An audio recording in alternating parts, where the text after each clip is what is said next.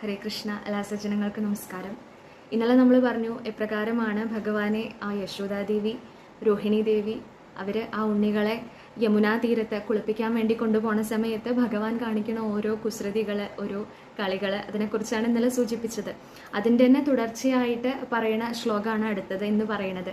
അപ്പോൾ ഇന്നലെ പറഞ്ഞത്, നീരാട്ടിനായി സൂരജയിങ്കൽ വന്നാൽ തൃക്കൈയൊലപ്പെണ്ണയിൽ മുക്കി വേഗം ഒന്നാമതായി തൻ കുടവഡ്ഡിയിന്മേൽ പൂശിത്തുടങ്ങും ശിശുവെ തൊഴുന്നെൻ.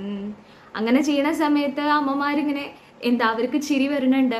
രാമനാണെന്നുണ്ടെങ്കിൽ ഏട്ടനല്ലേ, ഏട്ടൻ ഈ കൃഷ്ണന്റെ ഓരോ വിഡ്ഢിത്തം അല്ലെങ്കിൽ ഓരോ കളികൾ എന്ന് വിചാരിച്ചിട്ട് രാമൻ ഇങ്ങനെ ക്ഷമ ഇല്ലാതെ കണ്ട് ഭഗവാന്റെ പിന്നാലെ ഓടി വരികയാണെന്നാണ്. പിന്നാലെ രാമൻ വടിയായടിക്കാൻ വരുന്ന കണ്ടോടി യശോദ തന്റെ ഉടുത്ത വസ്ത്രത്തിൽ ഒളിച്ചു രക്ഷപ്പെടുന്ന കൃഷ്ണൻ കുശലം തരട്ടെ. അങ്ങനെ ഏട്ടൻ തന്നെ അടിക്കാൻ വരികയാണ് വടി എടുത്തിട്ട് എന്ന് കണ്ട സമയത്ത് ഭഗവാൻ പേടിച്ചവനെ പോലെ എന്ന് എടുത്തു പറയണല്ലേ. പേടിച്ച പോലെ എന്ന് പറയാൻ പറ്റുമോ? ആരാ ഭഗവാൻ?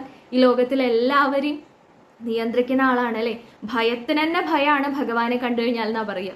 അങ്ങനെയുള്ള ഭഗവാൻ പേടിച്ച് ഓടിയെന്നുണ്ടെങ്കിൽ ഭഗവാന്റെ അഭിനയല്ലേ. എന്നിട്ട് പേടിച്ചവനെ പോലെ പോയിട്ട് എവിടെ ഒളിക്കുന്നത്? യശോദ തന്റെ ഉടുത്ത വസ്ത്രത്തിൽ ഒളിച്ചു രക്ഷപ്പെടുന്ന കൃഷ്ണൻ. ആ യശോദാദേവിയുടെ സാരിത്തുമ്പ് അതിന്റെ പിന്നിൽ പോയിട്ട് അങ്ങോട്ട് ഒളിച്ചിട്ട് ഏട്ടൻ വരുന്ന സമയത്ത് അമ്മയെ എന്നെ രക്ഷിക്കണേ, ഏട്ടൻ എന്നെ തല്ലാൻ വരണു എന്ന് പറഞ്ഞിട്ട് അങ്ങോട്ട് ഓടിപ്പോയിട്ട് അമ്മയുടെ പിന്നിൽ പോയിട്ട് ഒളിച്ചു നിൽക്കുകയാണെന്നാണ് പറയുന്നത്. ആ ചിത്രം ഒന്ന് ചിന്തിച്ചു നോക്കൂ മനസ്സിൽ.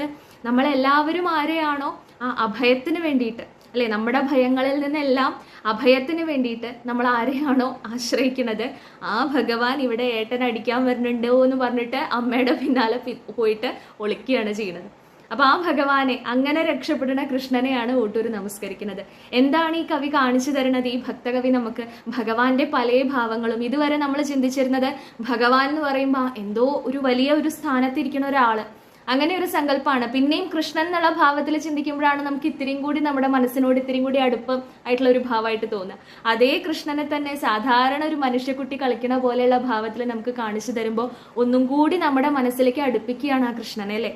അപ്പോൾ ആ ഓട്ടൂരിന്റെ മുന്നിൽ നമസ്കരിച്ചുകൊണ്ട് ഇന്നത്തെ വാക്കുകൾ സമർപ്പിക്കുകയാണ്. ഹരേ കൃഷ്ണ.